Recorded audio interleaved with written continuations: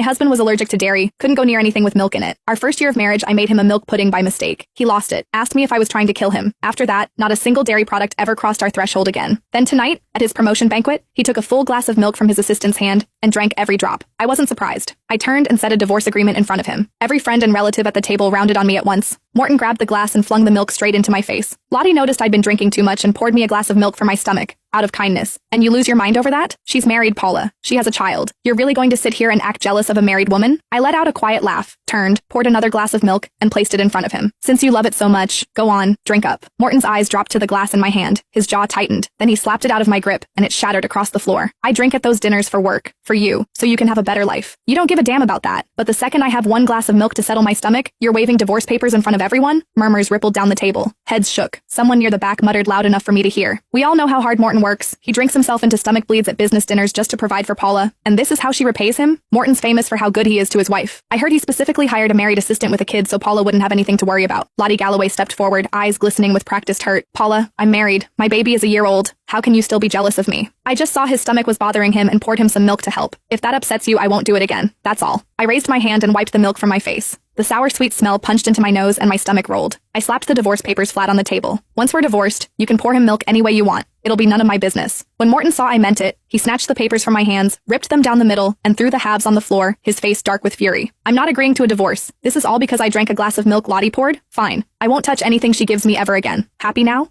Today is my promotion banquet. Do you have to keep going until you've wrecked it for everyone? Vivian Henson walked over and gave my shoulder a little pat, the way you'd comfort a child throwing a tantrum.